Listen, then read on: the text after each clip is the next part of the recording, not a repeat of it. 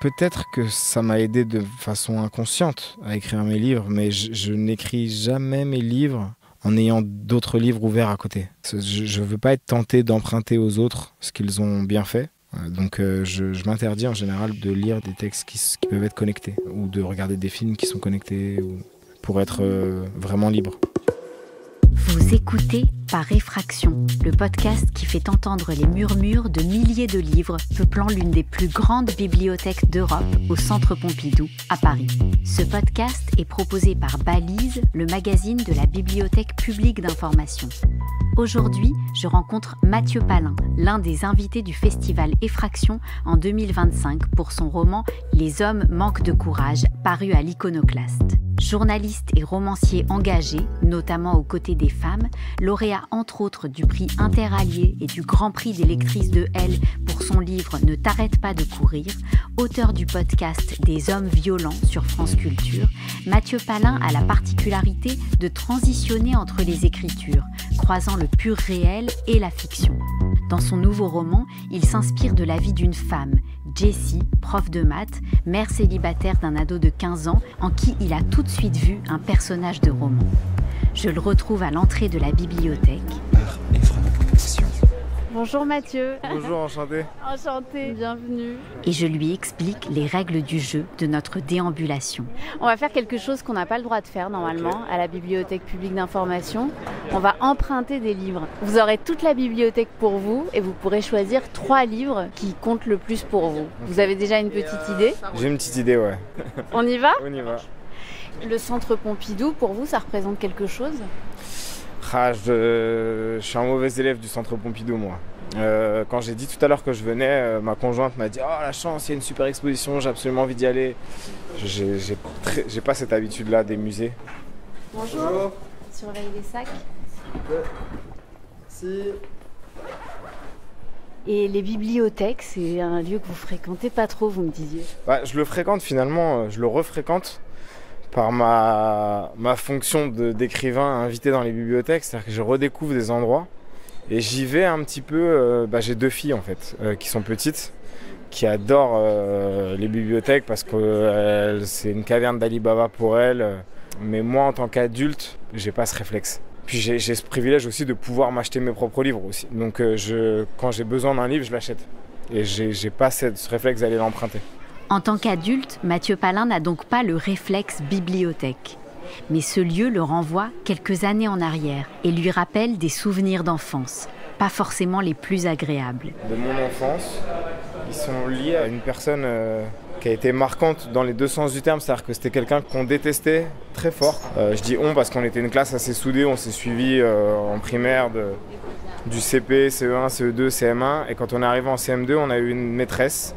Et elle était assez radicale, elle disait le dernier de la classe, il faut qu'il sorte de cette année en ayant lu au moins 40 livres. Et elle nous punissait d'interdiction de sortir, de récréation et tout machin. Pour plein de trucs qui nous semblaient des conneries, mais mine de rien, avec la manière forte, elle nous a mis dans les mains des livres assez difficiles, je pense, pour des enfants de 10 ans, mais avec des sujets qui étaient loin d'être enfantins, qui touchaient à la guerre, à l'exil. Et ce sont des livres dont je me souviens encore assez précisément. Je pense à mon ami Frédéric, par exemple, quitter son pays, je m'en souviens encore, quoi. Je l'ai revue, cette institutrice, qui s'appelait Madame Cascaret, et je lui en ai parlé. Et je dis, mais vous saviez qu'on vous détestait, en fait. Pour nous, vous étiez la pire personne dans cette école et tout. Elle dit, ouais, je sais, mais je m'en foutais parce que mon but n'était pas que vous passiez en 6e et que vous ayez votre bac. Parce qu'elle était dans une école primaire de banlieue, qui était coupée aussi d'une vie parisienne, très culturelle et tout. Non. Et elle s'était dit, par les livres, ils auront accès au savoir, entre guillemets. Alors on quitte la chenille des escalators du Centre Pompidou pour entrer dans la bibliothèque, dans les salles de lecture. On va devoir chuchoter maintenant. Vous avez repéré où étaient les 3 livres que vous avez choisis. Vous n'allez pas me dire lesquels c'est, mais je veux bien quelques indices en chuchotant. Oula, pas facile à deviner. Il y a un livre qui est un grand classique de la littérature américaine. Il est assez controversé, déjà parce que l'auteur est controversé. Le deuxième, c'est un livre qui est écrit par un auteur français qui a un parcours de journaliste culturel, qui a travaillé à Télérama avant de se consacrer à l'écriture. C'est son premier livre de non-fiction. Et ça a bouleversé sa vie, comme de près sur la même méthode de travail. De sang-froid avait bouleversé la vie de Truman Capote. Et le troisième, c'est... Plus corsé, je crois. Plus corsé, c'est très difficile à trouver, je pense. Mais c'est un génie de la littérature noire américaine. Lui aussi, un profil de journaliste qui s'est mis à l'écriture de romans. Ok, on peut y aller. Vous avez été très discret, j'ai rien vu. J'ai détourné les yeux pendant que vous les preniez sous votre manteau. J'ai été efficace. C'est impressionnant, tous ces gens qui travaillent. Je me demandais toujours à quoi ça pouvait bien ressembler Beaubourg pour un étudiant qui vient travailler. Bah là, ça y est, je vois. Mais vous savez que vous qui aimez bien les lieux où on se dit des secrets, c'est un lieu où les étudiants se racontent pas mal de secrets parce que c'est un lieu où on chuchote et où on fait semblant de venir travailler, mais où il se passe pas mal de choses. Ouais, moi j'étais un garçon de café, moi. J'allais dans les cafés pour travailler. Ça m'arrive encore d'ailleurs. Dans Les hommes manquent de courage, Mathieu Palin, vous racontez l'histoire, votre rencontre réelle avec Jessie, qui au départ n'avait pas spécialement de raison ni d'intention de devenir un personnage de roman. Non, elle n'avait pas du tout cette intention parce qu'elle savait même pas que j'écrivais des livres. En fait, elle m'a contacté après avoir entendu un podcast que j'avais fait sur France Culture, parce que j'étais l'auteur et qu'elle avait été bouleversée par ce qu'elle avait entendu. Il y avait une résonance avec sa propre histoire et donc elle m'a écrit en me disant juste j'ai pas vraiment vécu ces histoires mais ça me parle, je pense que j'avais enfoui tout ça. Mais cette femme m'a beaucoup intéressé parce que ça fait partie des gens sur qui vous pouvez pas coller d'étiquette en fait. Elle est à la fois prof de maths, 45 ans mais en même temps avec un vécu et un caractère qui colle pas avec l'image un peu stéréotypée qu'on pourrait avoir de la prof de maths de collège. Donc elle m'a intéressé, on s'est revus très souvent. Et plus je la revoyais, plus j'avais envie de la revoir et de la comprendre et de creuser son histoire. Et donc là, je lui ai demandé l'autorisation. Ça faisait déjà plus de 6 mois qu'on se voyait. Je travaille très souvent comme ça en fait, à partir du réel. On peut pas trop en dire sur ce personnage, mais vous avez commencé à le dire, elle est hors norme, elle est hors catégorie, elle est très très attachante. Au moment où s'ouvre le livre, elle n'a pas de nouvelles de son fils depuis un petit moment et elle reçoit un coup de fil de lui qui est assez alarmant. Ouais, elle n'a pas de nouvelles de Marco, son fils de 15 ans, depuis 3 jours. Et ça fait déjà pas mal de temps que leur relation se détériore. L'année qui a précédé l'ouverture de ce livre, elle l'a pris dans sa classe en se disant il est en décrochage scolaire, il va pas bien du tout, au moins je l'aurai sous les yeux. Ce qui bien entendu était la pire des idées puisque son fils se foutait de sa gueule en cours, l'appelait maman, arrivait en retard, elle était obligée de le virer de ses propres cours. Leur relation s'est lentement détériorée et quand s'ouvre le livre, ce fils a disparu, elle sait qu'il ne doit pas être bien loin. Là, elle a d'autres problèmes, elle doit recevoir sa belle famille à la maison parce qu'elle s'est remise en couple avec un autre gars et elle veut que ça se passe bien, donc elle veut les inviter au restaurant, elle veut leur montrer Paris et dans cette journée parfaite qui va devenir catastrophique, elle va recevoir un appel de son fils. Il est à peu près minuit, 1h du matin et son fils lui dit « Maman, est-ce que tu as la voiture ? S'il te plaît, viens me chercher. » Et ce moment-là est un moment un peu charnière dans le livre, dans le sens où on avait une narratrice qui nous expliquait un peu son histoire et à ce moment-là, les planètes s'inversent, quoi. Elle lâche tout et bien entendu, elle va chercher son fils. Ça fait des années que vous écrivez des livres qui sont très engagés pour la cause des femmes et qui sont aussi engagés dans une réflexion sur comment les hommes se placent et se pensent dans cette cause féministe. Pourquoi l'histoire de Jessie a résonné pour vous ? Je pense que je suis assez intéressé par la question de la transmission.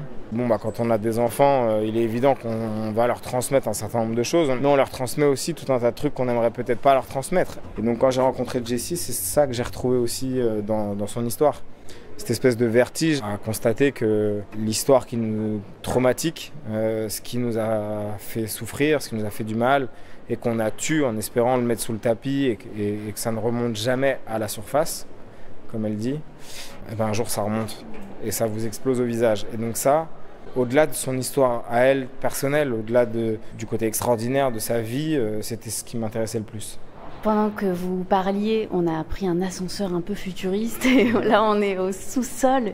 On va rentrer dans ce qu'on appelle dans ce podcast la salle des machines.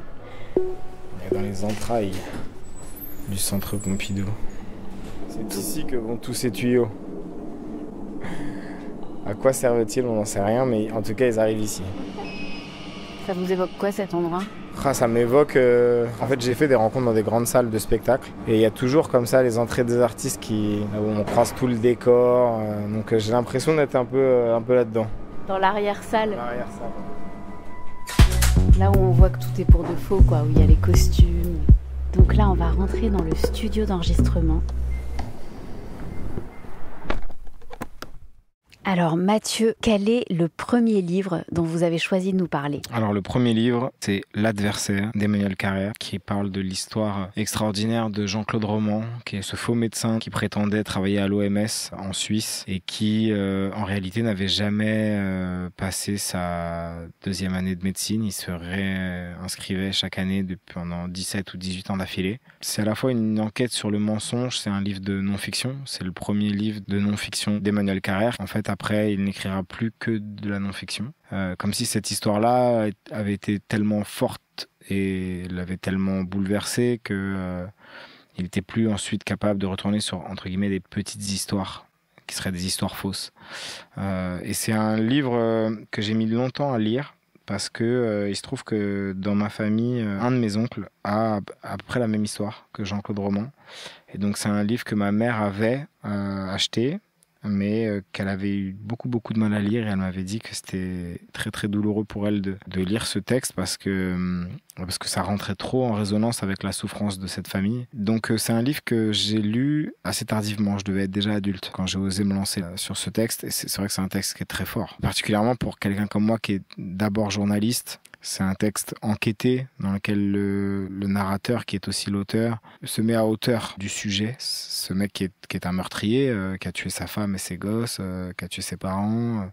C'est tout à fait l'exemple typique de l'homme qui pourrait être qualifié de monstrueux. Mais Emmanuel Carrère ne cède pas à cette facilité et au contraire, il va chercher en lui quelle est la part de monstre, ou en tout cas dans Jean-Claude Roman, quelle est la part d'humanité. Alors c'est Carrère qui parle et c'est lui qui dit « je ». Le matin du samedi 9 janvier 1993, pendant que Jean-Claude Roman tuait sa femme et ses enfants, j'assistais avec les miens à une réunion pédagogique à l'école de Gabriel, notre fils aîné. Il avait 5 ans, l'âge d'Antoine Roman. Nous sommes allés ensuite déjeuner chez mes parents et Roman chez les siens, qu'il a tué après le repas. J'ai passé seul dans mon studio l'après-midi du samedi et le dimanche, habituellement consacré à la vie commune, car je terminais un livre auquel je travaillais depuis 1 an, la biographie du romancier de science-fiction Philippe Cadic. Le dernier chapitre racontait les journées qu'il a passées dans le coma avant de mourir. J'ai fini le mardi soir, et le mercredi matin, j'ai lu le premier article de Libération consacré à l'affaire Roman. L'Adversaire d'Emmanuel Carrère, donc c'est sorti en 2000 aux éditions POL. Quel est le deuxième livre que vous avez choisi d'évoquer ? Alors le deuxième livre, c'est L'Attrape-cœur de Jérôme Salinger. Alors là, le livre que j'ai dans les mains, la couverture est bleue, mais le livre, la version la plus répandue, c'est une couverture un peu rouge, pourpre, un peu rose même. Et ce titre, L'Attrape-cœur, avec cette couverture rose, pourpre, ça m'avait vachement repoussé, en fait, pendant toutes mes années de collège, lycée. Je m'étais raconté l'histoire d'un livre à l'eau de rose, qui serait une sorte de roman de gare. Il y a même une fille dans ma classe qui, je me souviens, lisait ce livre en faisant semblant de continuer à écouter le cours d'histoire géo. Un jour, j'étais tout seul à la gare, j'étais jeune journaliste à Libération, j'ai acheté ce livre. Pour quelle raison je l'ai acheté, j'en sais rien. Peut-être parce que ça faisait trop de fois que je le croisais et qu'il fallait que je l'ouvre. Et ça a été... j'ai pas d'autres exemples comme ça de livres qui m'ont fait ce choc. Ça a été une déflagration, quoi. J'ai eu l'impression de rencontrer une forme de génie littéraire avec une force. L'histoire de ce livre, c'est un gamin de 17 ans qui s'appelle Holden Caulfield qui suit ses études dans un internat au nord de l'État de New York et qui va se faire virer. Et seulement, il se fait virer à 3 jours des vacances de Noël. Et au lieu de prévenir sa famille que finalement, il va rentrer 3 jours plus tôt, il fait semblant. Un peu comme Jean-Claude Roman faisait semblant. Il retarde pour arriver le jour même à la maison. Et donc, il a 3 jours à errer dans les rues de New York. Et c'est marrant parce que je le lisais à voix haute à des amis. Je l'ai offert à tout le monde autour de moi. Et j'ai remarqué un truc, c'est que c'est un livre qui plaît vraiment beaucoup aux garçons. Je pense qu'il y a une lecture assez genrée aussi de cette histoire de jeunes garçons qui aimeraient au fond être un homme, un vrai, tel qu'il se fantasme ce statut-là dans sa tête, quoi. Et moi, je trouve ça touchant et je pense que certaines lectrices peut-être trouveraient ça un peu plus pathétique et donc ont moins d'attachement au personnage. Et c'est un livre que il n'y a pas beaucoup de livres comme ça, mais quand je retombe dessus dans ma bibliothèque, je l'ouvre, je me dis tiens, je vais lire un chapitre et en fait je le relis en entier. Après, je suis pas dupe non plus sur l'auteur, parce que j'ai lu les livres de Joyce Maynard, une jeune autrice américaine qui a eu le privilège ou la folie de rencontrer Salinger à l'époque où il était reclus dans sa maison dans le New Hampshire. Et c'était un homme détestable, qui l'a surdominé et qui a failli détruire sa vie. Donc je conseille par la même occasion, pour avoir une pleine connaissance de cette histoire, de lire les livres de Joyce Maynard, qui donne à voir un autre angle de cet auteur génial qui est Salinger. Vous allez dire que je cherche des clins d'œil partout, mais est-ce qu'il y a un peu de Holden Caulfield dans Les hommes manquent de courage, chez Marco ? Pas vraiment, non. Holden Caulfield est beaucoup plus sage. Il aimerait être un rebelle, mais il n'en est pas un. Et Marco, lui, ce qu'ils ont de commun, c'est une forme de dépression.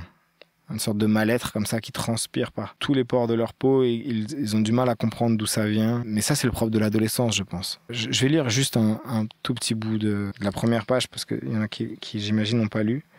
Ça commence comme ça. Si vous voulez vraiment que je vous dise, alors sûrement la première chose que vous allez demander, c'est où je suis né et à quoi ça a ressemblé, ma saloperie d'enfance. Et ce que faisaient mes parents avant de m'avoir et toutes ces conneries à la David Copperfield. Mais j'ai pas envie de raconter ça, et tout. Primo, ce genre de truc, ça me rase. Et secondo, mes parents, ils auraient chacun une attaque, ou même deux chacun, si je me mettais à baratiner sur leur compte quelque chose d'un peu personnel. Pour ça, ils sont susceptibles. Spécialement mon père. Autrement, ils seraient plutôt sympas et tout, d'accord. Mais ils sont aussi fichument susceptibles. Et puis je vais pas vous défiler ma complète autobiographie. Je vais juste vous raconter ce truc dingue qui m'est arrivé l'année dernière vers la Noël, avant que je sois pas mal esquinté et obligé de venir ici pour me retaper. Ça, c'est les 2-3 premières phrases. Et ce style, très parlé, très oral, j'ai eu beaucoup de mal à croire que ça avait été écrit entre 1945 et 1950. Je pense que on est nombreux à avoir voulu écrire comme ça. Je pense les années qui ont suivi, même à mon corps défendant, j'ai dû, je pense, essayer d'écrire de cette manière-là, avant de comprendre que ça sert à rien de singer ce qui a été déjà très bien fait. Ce qui compte, c'est de trouver sa voix à soi. Mais oui, en fait, les très bons livres, en tout cas ceux qui vous marquent, vous laissent des traces, notamment dans l'écriture. À quel point ils influencent ou influenceront ce que je vais écrire, je ne pourrais pas le quantifier, mais ils sont là, c'est sûr. L'Attrape-cœur de Salinger, c'est paru aux États-Unis en 1951. Ça a été traduit en français en 1953 chez Robert Laffont. Et la version que vous avez entre les mains, c'est la version bilingue, traduite en français par Annie Saumon et parue en 2018 chez Robert Laffont. Quel est le 3e livre que vous avez choisi ? Alors, le 3e livre, c'est celui que j'ai lu le plus récemment, on va dire, c'est-à-dire il y a une dizaine d'années, je pense. Ça s'appelle Train, et c'est d'un auteur américain qui s'appelle Pete Dexter, qui lui aussi, un peu comme Carrère, a un passé de journaliste avant d'écrire des romans. C'est l'histoire d'un jeune garçon qui s'appelle Lionel, un jeune noir qui travaille dans un club de golf. Il a pour mission de porter les sacs des joueurs, exclusivement blancs. Les caddies, donc c'est le nom de ces employés du club qui portent les sacs, ont le droit de jouer quand il y a plus de joueurs sur le green, quoi. Donc il joue à la nuit tombée, il joue très tôt le matin, et c'est un très très bon joueur de golf, mais un joueur qui n'a pas le droit de jouer. Il va faire la rencontre d'un inspecteur un peu étrange, ce genre de mec avec déjà une gueule et une vie, quoi. On ne sait pas tellement ce qu'il a vécu jusqu'à présent, mais on voit qu'il est déjà sur la 2e partie de sa vie. Et ces deux hommes qui n'ont rien à voir, un blanc, un noir, un inspecteur, un gamin, vont vivre une aventure extraordinaire. Je ne sais pas tellement comment la résumer, mais c'est aussi une histoire de sortie d'adolescence. C'est-à-dire que Train, c'est un gamin dans une Amérique raciste qui vit chez sa mère avec un beau-père qu'il déteste. Son horizon est totalement bouché, c'est un bon joueur qui n'a pas le droit de jouer. Et pour autant, il va décider de péter le plafond de verre à coups de poing et d'essayer de s'en sortir. Ça fait partie des livres que je peux relire chaque année, quoi. Et je trouve que les Américains, sur ce genre d'histoire, sont bien meilleurs que nous, les Français. Je suis désolé de dire ça dans un podcast sur la littérature, mais je trouve vraiment qu'on est à des années-lumière de leur degré de précision. C'est-à-dire qu'eux considèrent ça comme un travail d'écrire des histoires. Et on le sent, en fait, c'est précis. Train, on voit qu'il existe, parce qu'il est précis. On est avec lui, on comprend sa façon de penser. Je trouve que les Américains, particulièrement ceux qui arrivent à allier le meilleur du nouveau journalisme, des auteurs comme Truman Capote, Tom Wolfe, Norman Mailer, Hunter S. Thompson aussi, ou Joan Didion, qui ont associé la force du réel et la joliesse aussi d'une écriture très littéraire pour parvenir à quelque chose de presque parfait, dans la manière de raconter une histoire. Train de Peter Dexter, qui a donc reçu le National Book Award en 1988. Et la version que vous avez entre les mains est sortie à l'Olivier en 2005, traduite par Olivier de Paris. Merci beaucoup, Mathieu Palin. Merci. C'était Par Réfraction, le podcast littéraire produit par la Bibliothèque publique d'information, réalisé par Lorraine Malka. Musique originale, David Federman. Merci à Mathieu Palin pour sa participation. Vous pouvez découvrir Les hommes manquent de courage, paru à l'Iconoclaste, ainsi que ses précédents livres en bibliothèque ou en librairie. Cet épisode a été enregistré juste avant la fermeture pour travaux de la BPI pour environ 5 ans. On en a profité jusqu'aux derniers instants. À partir du 25 août 2025, la Bibliothèque publique d'information sera relogée dans le bâtiment Lumière au 40 avenue des Terroirs de France, dans le 12e arrondissement de Paris. En attendant, notre podcast continue à circuler virtuellement entre les allées de la bibliothèque par réfraction. Si vous aimez nos épisodes, merci de le faire savoir en vous abonnant et en ajoutant des cœurs et des étoiles.